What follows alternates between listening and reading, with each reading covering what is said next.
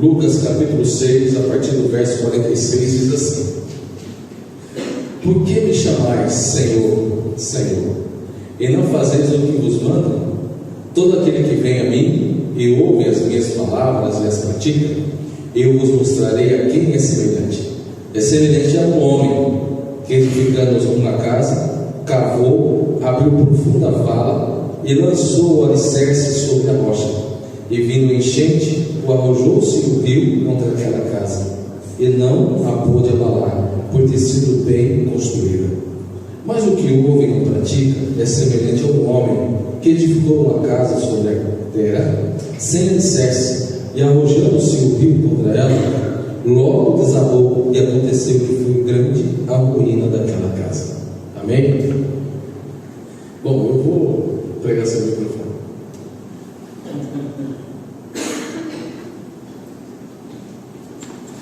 Bom, amados, eu queria bater um papo com vocês sobre esse texto. Toda vez que a gente olha para esse texto, nós ficamos presos naquilo que é a casa construída, ou a forma que ela foi construída.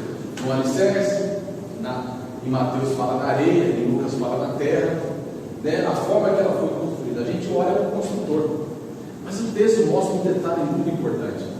O texto mostra um detalhe que Jesus vai começando o texto dizendo assim, ele vai dizendo: por que me chamais Senhor? Por que vocês me chamam Senhor? Por que vocês estão me chamando Senhor? Para quem que Jesus está dizendo isso? Jesus está dizendo para os fariseus, para os escribas, para os religiosos da época, que aqueles que chegaram até onde Jesus estava, a multidão que seguia Jesus, chegavam Jesus e chamavam Jesus de Senhor. Mas aí Jesus faz uma pergunta: por que você me chama de Senhor? Você me conhece? É como se Jesus estivesse usando essas palavras nos dias de hoje. Você me conhece para me chamar de Senhor?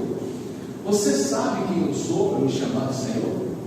Porque se você olhar para aquela regra que a gente aprendeu aqui, da regra da escravatura, todo ser humano após a queda no Éden, todo ser humano se tornava escravo do pecado.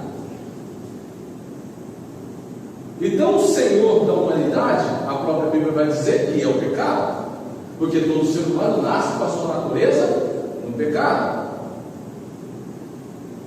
Mas aí, se for falar dessa amplitude, Jesus está dizendo: por que vocês me chamam de Senhor, sendo que o Senhor de vocês não sou eu? Se for falar de outra forma, por que vocês estão me chamando de Senhor, se nem consideram aquilo que eu falo para vocês?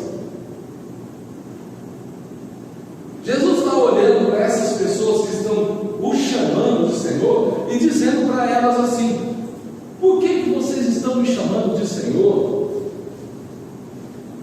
se estão maquinando no pensamento, no coração de vocês, coisas contra mim? Por que vocês estão me chamando de Senhor?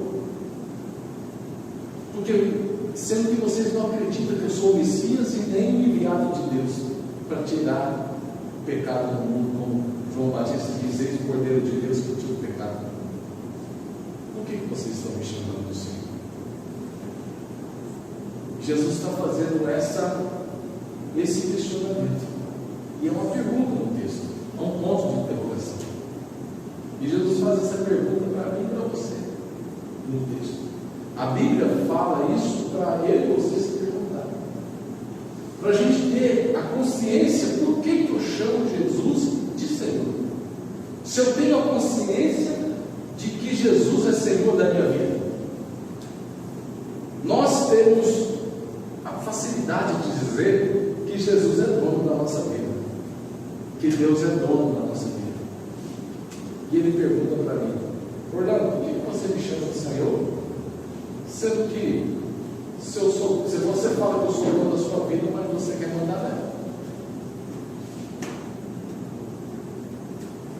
Então eu não sou Senhor da sua vida. Porque o sentido de Senhor não é o Senhor que a gente fala: ó, o Senhor de respeito, de cumprimento. mas o Senhor de dono, daquele que tem posse. O Senhor que Jesus está usando aqui no grego é aquele que tem posse na vida de alguém. E aquele que se dirige a Jesus e chama o Senhor, reconhece que Jesus é Deus, que Jesus é o enviado de Deus, é o Cordeiro de Deus que tira o pecado do mundo.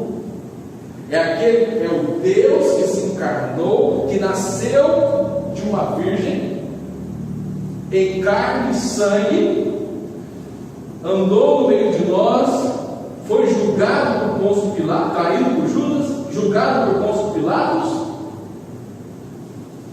morto, crucificado como maldito e ressurreto ao terceiro dia. Esse é o Senhor. Esse é o Senhor da nossa vida. Aquele que a Bíblia fala aqui em Filipenses 2, que por causa disso, da obediência dele, obediência até a morte de cruz, Deus o Pai, aprove Deus o Pai, fazer com que o nome de Jesus fosse o nome mais poderoso no céu, embaixo do céu, na terra, sobre qualquer principados e potestade. O nome de Jesus é o nome mais poderoso. E ainda mais, em Efésios, o próprio Deus Pai vai dizer que todas as coisas estão debaixo dos pés de Jesus. E Colossenses capítulo 1 vai dizer que Jesus é a primazia de todas as coisas, e todas as coisas foram feitas para Ele. E João capítulo 1 fala que Ele fez todas as coisas, e sem Ele nada do que foi feito se fez. Então esse é o Senhor. Então é isso quando Jesus fala assim: por que você me chama de Senhor? E essa é a resposta que Jesus espera do nosso coração. Que nós olharmos para Ele e entender quem Ele é. Quem Ele é, o que significa o nome de Jesus. Pelo nome de Jesus nós expulsamos qualquer demônio. É no nome de Jesus. Você pode pegar o endemoniado, você pode prender ele, você pode bater nele, você pode amarrar ele, você pode algemar ele, você pode colocar ele com um grilhão, com um algema, dentro de uma cadeia, ele vai quebrar essa cadeia. Mas se você falar em nome de Jesus, ele se submete. É no nome de Jesus. E esse nome, essa pessoa que se chama Jesus, ele é o nosso Senhor. E quando ele pergunta por que você me chama de Senhor, porque foi o Senhor que resgatou minha vida das trevas. Foi o Senhor que me tirou a minha vida das trevas e transportou para a luz. Foi o Senhor que me tirou da perdição e me deu salvação. Foi o Senhor que morreu na cruz, no madeiro, como maldito, no meu lugar. O Senhor é o Senhor da minha vida. Não vivo mais eu, mas Cristo vive em mim. É o Senhor a qual a Bíblia diz que eu estou sendo transformado dia após dia. Porque se o Senhor é Senhor da minha vida, é porque o Senhor é Senhor da minha vida, é que eu vivo todo dia diferente. Eu não sou a mesma pessoa que um dia fui. Eu sou diferente. Porque eu me transformo dia após dia, porque eu vou conhecendo o Senhor. E ele vai dizendo mais. E ele vai falando para aquelas pessoas: vocês estão me chamando de Senhor, mas vocês não têm nenhum relacionamento comigo. Vocês não têm nada comigo. E ele vai dizendo aqui em Lucas, dizendo assim: olha, vocês me chamam, porque me chamais de Senhor e não fazeis o que eu vos mando. Vocês não faz nada do que eu falo para vocês fazerem. Vocês me chamam de Senhor, mas não consideram o que eu falo. Então vocês não têm consideração comigo nenhuma. Jesus está dizendo isso. E ele vai dizendo: todo aquele que vem a mim e ouve e pratica. E ele coloca essas três coisas: vem, ouve e pratica. Isso é algo progressivo. É uma sequência lógica. Quem vem até ele ouve e põe em prática tudo o que ele ouviu, o que ele foi. E Jesus está dizendo: se você me chama de Senhor, você precisa vir a mim. E sabe o que significa vir a mim? Ir a Jesus, até Jesus, vem aquele que vem a Jesus. é aquele que vai ter relacionamento com Jesus, é aquele que vai alcançar experiências com Jesus. E nós estamos vivendo hoje uma vida espiritual, um cristianismo, onde nós estamos mais pautados nas experiências dos outros do que temos experiências com Jesus. Nós temos muito mais histórias de experiências que outras pessoas tiveram, experimentaram, e muitas vezes nós estamos buscando a Deus por causa da experiência do outro, mas às vezes nós não ouvimos e não praticamos o que Deus tem falado conosco.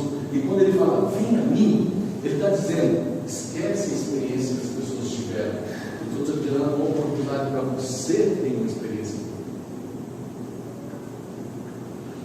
É muito bom quando a gente fala de Daniel na cova dos leões. A gente fala de Daniel nas covas dos leões e fala que é maravilhosa a história, emociona o nosso coração. Que Daniel foi lá, foi jogado nas covas dos leões, dormiu aquela noite, nenhum leão devorou Daniel. Mas no outro dia, quando aqueles acusadores de Daniel foram jogados na cova, antes de descer a cova, os leões já tinham devorado eles, porque eles estavam famintos. Mas Deus guardou Daniel. É muito bonito a gente falar também de Sadraque, Mesaque e Abednego, quando o rei Nabucodonosor o jogou na fornalha de fogo, e os três passeavam dentro da fornalha, e aí ainda tinha uma presença de um quarto homem, de um quarto elemento dentro da fornalha, e as pessoas olhavam e falavam assim, mas eles estão vivos. E quando eles saíram de dentro da fornalha, nem um fio de cabelo tinha se queimado. Mas os homens que acusaram esses homens foram jogados na fornalha. Quando abriu a boca da fornalha, eles já estavam queimados, estavam mortos, tão quente que estava a fornalha.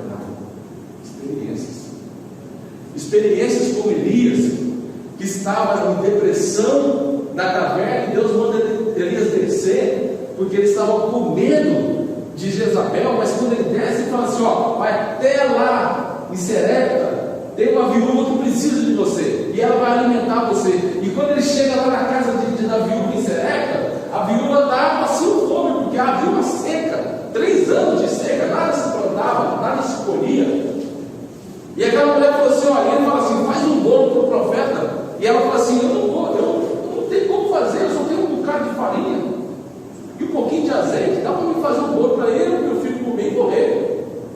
Mas ele fala: faz um bolo para mim, junta as panelas, junta as vasilhas. E ela juntou tanto azeite, que Deus fez brotar naquela casa de tal maneira que o azeite vendeu, tinha dinheiro e tinha coisa para comprar e fazer comida para aquela casa. Experiência que Deus vai cuidando das pessoas.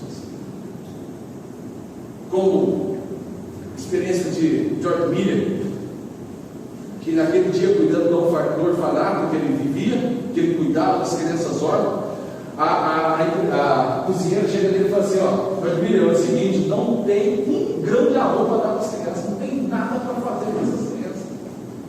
E ele fala assim: não esquenta, Deus vai prover. Ele vai orar, e ele orando, voltando, está na presença de Deus. Aí de repente alguém bate na campainha. Era o padeiro do rei da Inglaterra,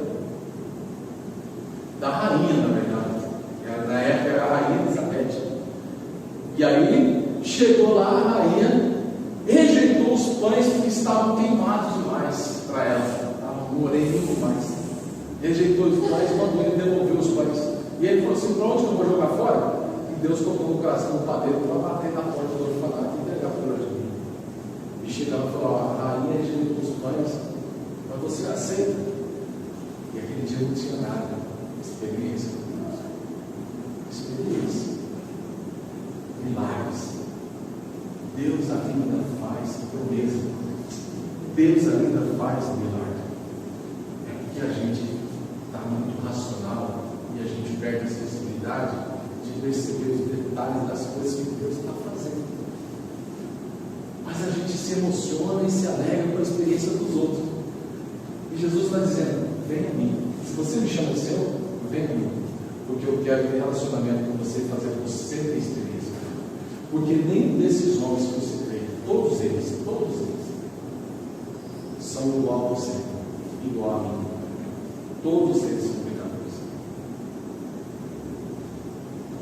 todos eles precisou de um Salvador. Todos eles precisou da misericórdia de Deus. Nenhum deles é melhor do que você, do que a mim. Mas a única coisa que eles fizeram, a única diferença, é que eles foram. Quando Jesus disse: venha a mim. E nessa noite o Senhor fala conosco. E Ele faz uma pergunta: por que me chama de Senhor? Então, se o Senhor é Senhor da minha vida, como eu disse, eu respondi para Ele. Então Ele fala: vem a mim, eu quero te dar experiência. Porque na verdade Ele vai dizer: aquele que vem a mim vai ter experiências comigo, é aquele que vai ouvir o que eu digo. E o que aquele que ouve o que eu digo, ele pratica. Ouvi a Jesus e pratiquei. Coloquei em prática. Por que eu coloquei em prática? Porque eu considerei aquilo que ele disse para mim. Agora o problema é que às vezes a gente coloca em dúvida o que Deus tem falado para a gente. A gente vai falar assim: hoje existe uma coisa diabólica, que é assim, as pessoas, já ouviram falar uma coisa assim, as pessoas falam assim: a Bíblia não é 100% certa. A Bíblia é 100% correta. 100%. Uma vez o Rodrigo Silva falou para o Jô Soares, ainda vivo, dizendo, Jô Soares falou assim: a Bíblia é uma mentira, né? E ele disse: se a Bíblia fosse uma mentira, foi uma mentira bem contada. Entendeu? Uma mentira bem contada. Porque ela demorou mais de 2.000 anos a sobreviver até hoje. Ela é uma verdade absoluta, como diz, já explica no livro Verdade Absoluta. A Bíblia é atual. Ela é 2.000 anos atrás, mas ela é atual. A Bíblia foi escrita por 40 escritores, 40 homens escritores, mas ela foi inspirada pelo Espírito de Deus, porque o Espírito de Deus é Espírito, ele não tem muito para escrever nada, mas ele inspirou homens para escrever, e homens que viveram em lugares diferentes, gerações diferentes, e eles transcreveram uma história de cabo a cabo para falar de um projeto de Deus, sem uma vírgula de ser diferente e contraditória. Não há nenhuma contradição na arqueologia bíblica. Então é uma verdade. E Jesus nos dá a palavra dele hoje como aquilo que ele diz: aquele que ouve as minhas palavras e as pratica, esse sim é considerado aquele construtor que construiu a coisa, a casa, numa rocha, né? Em algo sólido, bem fundamentado. Mas a questão não é como você construiu, é se você foi, se você ouviu e você pôs em prática. A questão é: se Deus falar com você, ouve o que Deus tem falar com você, porque Deus quer te dar experiências.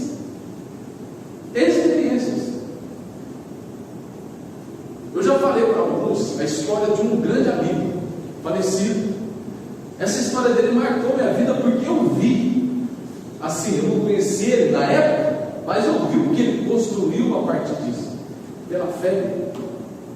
Um homem de fé, que era o vô. O vô era impressionante.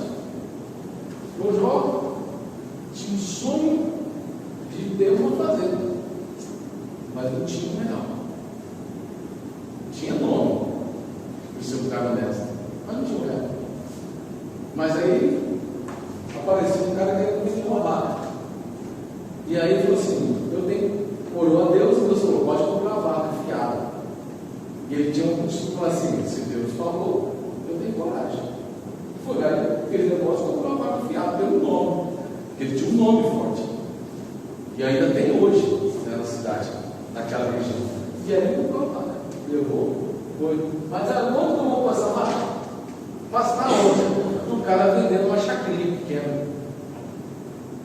Aí foi lá e negociou uma chácara fiada. E aí negociaram, pôs a vaca lá e ficou para tal dia pagado. E chegou tal dia. E ele foi no banco, ele tinha conta no Brasil, ele falou: irmão, eu fui no banco do Brasil, não tinha nada, nenhum financiamento, nenhum empréstimo, nada. cadeira e o cara ia 4 horas da tarde receber. E Deus falou para Jó: vai para casa, come e dorme. E ele falou assim para mim: irmão, Deus falou, tem coragem. Fui para casa, almocei, fui dormir. 4 horas da tarde, a única coisa que vai acontecer, eu devolver as coisas. E meu nome ficar sujo, né? Desfazer o negócio, que era achar que eu babaca. Mas quando foi 3 horas da tarde, o Senhor bateu na porta dele, amigo da família. Ele falou: Jó, foi o seguinte, eu estou com dinheiro aqui, eu ia pôr no banco, mas se senti no coração perguntar para você não tem emprestado não, Jó? Eu empresto para você depois, você vai comigo para você pagar. Era quanto dia ele pagar a chave e pagar a vaga. Ele pagou a chave e pagou a vaga. Mas ele ouviu o que Deus falou. Ele pôs em prática o que Deus fez. Ele foi. É uma experiência. E a gente ouve essas coisas e fala assim: isso é mentira. Isso é coisa da cabeça da pessoa. Mas você vai ver a história da família. Ou um dia, quando eu estava visitando eles, foi bem quando eu casei com a Roseli, eu conheci ele sentou do lado assim dele, assim, ó, e falando essas coisas comigo, que essa história ele contou bem lá na frente antes de morrer, mas no começo ele olhou para mim e falou assim: olha, porque os filhos estavam discutindo para comprar uma caminhonete, e eles falavam o valor, ele perguntava o valor, e os caras falavam: é tantos mil reais. Ele falou: não fala para mim, fala o nome de cabeça de boi. Aí eu falei: eu só sei de cabeça de boi. Aí ele jogou e falou assim: irmão, você quer saber quanto eu tenho de dinheiro? Vai no pasto. Aí eu fui perguntar quantos cabeças de boi. Aí os caras falaram assim: ó, você olha aqui, ó, você vai procurando os velórios aqui na região, porque só as fazendas dele e os pastos arrendados, nós não conseguimos contar quantas cabeças de boi esse cara tem.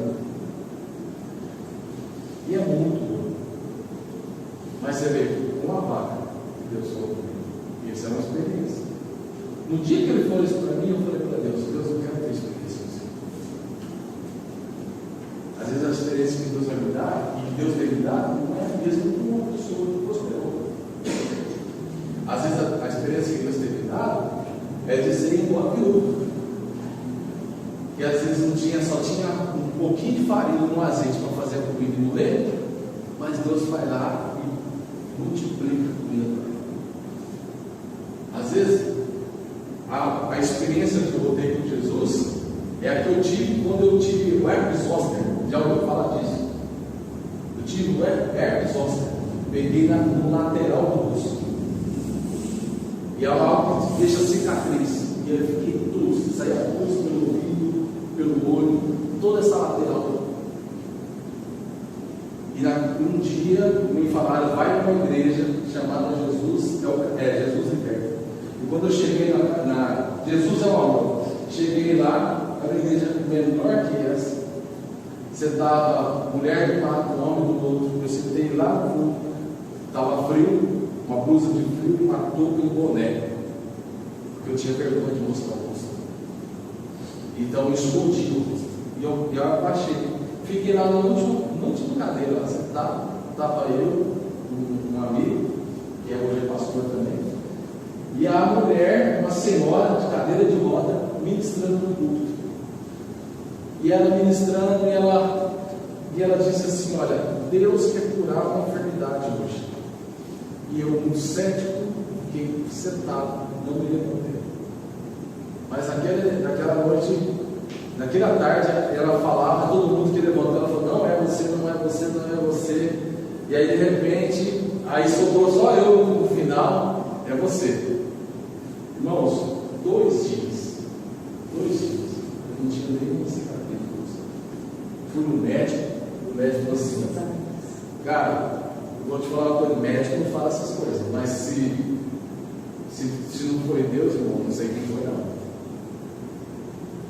Porque isso não tem cura assim não. E se cura é cicatriz. Que aquelas manchas na pele. Não tem nenhuma cicatriz. Eu tive a Então é o seguinte, são experiências. O que eu quero dizer? Quando Jesus fala: vem a mim, aquele que vem a mim é aquele que vai se relacionar com Ele, e eu considero como uma pessoa: mas como concordando que eu vou me relacionar com Jesus, sendo que Jesus é Espírito, eu não vejo Ele, eu não posso sentir, eu não posso apalpar, mas você pode sentir sim, você pode ouvi-lo sim, você pode sentir o abraço dele sim, você pode andar com ele sim, e tudo isso é pela fé. Mas como é que eu vou ter certeza que é Ele? É só você começar a dar um passo de fé em direção a Ele, que você vai ter certeza, e essa convicção vai ser gerada no seu coração. É só você experimentar, é só você que vai ter essa certeza. Ninguém vai poder ter essa certeza por você, mas você vai ter. Você vai ter a certeza quando Ele falar com você, você vai ter a certeza quando Ele te tocar, você vai ter a certeza quando você sentir Ele perto de você, você vai ter a plena convicção que Ele está próximo de você. Mas você tem que ir em direção a Ele. Ele está dizendo: se você me chama de Senhor, venha a mim, e ouve, considera o que eu estou falando para você, considera essa palavra e coloca ela em prática. E se você coloca ela em prática, você vai conseguir dar testemunho das experiências que você vai ter com Deus. Mas você só pode fazer isso se você decidir experimentar. Você só pode fazer isso se você decidir se movimentar em direção a Ele e considerar o que Ele está ensinando para você. Sem isso a gente não consegue. E a gente vai viver uma vida cristã baseada nas experiências dos outros. Enquanto Deus quer escrever novas histórias, Deus quer relatar novas experiências extraordinárias, Deus muitas vezes quer fazer isso através da sua vida. E Ele vai dizendo: aquele que vem, se relaciona, tem experiência, é aquele que ouve, e logo que ouve, considera, absorve, entende como verdade e põe em prática. E esse é considerado como aquele construtor que construiu a casa na rocha, que agora vê as dificuldades da vida, não se abala, porque ele sabe o Deus que ele serve. Mas aquele que só ouve, não vai, só ouve. Aquele que só ouve tem a tendência de não praticar, porque ele só ouve. Então, esse é um detalhe da vida cristã. A vida cristã, Deus nos mostra que muitas vezes a gente vai vendo muitos cristãos que têm relacionamento com Deus, vida com Deus, mas tem muito cristão que só são ouvintes e não praticantes. Esses são semelhantes àquele cara que foi lá, não abriu o alicerce, construiu a casa de qualquer jeito, não fundamentou e vê as dificuldades. Sabe o que acontece com os ouvintes? Os ouvintes, quando vem a tribulação, ele tem que ouvir no coração se Deus está com ele. Os ouvintes é aquele que, quando vem as dificuldades, ele se desespera, ele pega, fala mal, reclama de Deus, faz um monte de peripécia, porque ele não consegue entender nem alimentar a fé do que deu o movimento que Deus está fazendo.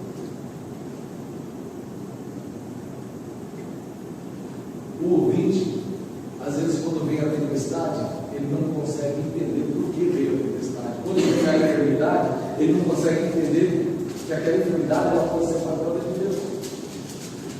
Ele não consegue reagir de uma maneira positiva, tendo fé, acreditando que Deus é com ele em qualquer situação da vida dele, porque ele é só ouvinte, ele não pratica, ele não tem experiência, ele nunca teve experiência que Deus pode fazer proezas na vida dele. Às vezes Deus não pode curar uma enfermidade, porque às vezes não é vontade de Deus curar aquela enfermidade, mas fazer você ser forte para enfrentar aquela enfermidade, para ser modelo de alguém que tem experiência diante daquela enfermidade. E às vezes a gente não consegue viver a vida, muitas vezes por ser ouvinte, quando as coisas vêm e quando a gente precisa desenvolver a fé, a gente não desenvolve por causa de quê? Porque muitas vezes a gente passou muito tempo sendo ouvinte e não praticante. Você entende o que eu quero dizer? A gente precisa ir a Jesus, ouvir o que Ele diz, pôr em prática. Se a dificuldade bate na sua porta, se as lutas batem na sua porta, você tem alguém para te ajudar, e esse alguém é Jesus. Se você crê que Ele pode ser a solução daquela causa, você vai com Ele por fé, porque você foi. E você tem experiência de que Ele já em outras vezes já socorreu você naquele momento. Às vezes você não vai ver o resultado daquilo que você espera, mas você vai sair muito mais forte, maduro lá na frente, e você vai ter a consciência de Deus me ajudou a atravessar o processo. Ele não me livrou da morte, mas Ele me ajudou a passar pela morte. Você entende? Porque às vezes não é do jeito que a gente quer ver. E a gente tem uma visão de Deus, que quando a gente vai buscar Deus, Deus vai responder da forma que a gente quer. A gente vai querer que Deus olhe para a gente e que Deus mude a situação. Quando foi a dona Marlene, mãe do Labiano, estava lá em Covid, na UTI, entubada, toda a igreja orando, eu lembro como se fosse hoje. Nós paramos um culto lá em Goiânia para a gente orar pela dona Marlene naquele dia. Todo mundo à frente chorando pela dona Marlene, porque ela era muito querida. Mas separou homens e mulheres, então quando a gente voltou para o lugar, o tempo, houve um movimento de Deus ali, unânime, que todo mundo já tinha no coração que a dona Marlene ia morrer, que ela não ia sair da morrer. 2 dias depois nós recebemos a notícia que a dona Marlene faleceu. Mas aquele movimento de oração, pedindo para Deus curar, Deus começou a falar o nosso coração, isso foi unânime de toda a igreja, que era para a gente confortar e ficar em paz, que a dona Marlene ia descansar. Então Deus não fez o que a gente pediu, mas Deus nos ajudou a passar o processo. Você entendeu? Porque era o tempo dela. Há tempo para tudo na nossa vida. Era o tempo dela. Deus escolhe pessoas para passar por situações que muitas vezes a gente não está preparado para passar. É Deus que escolhe.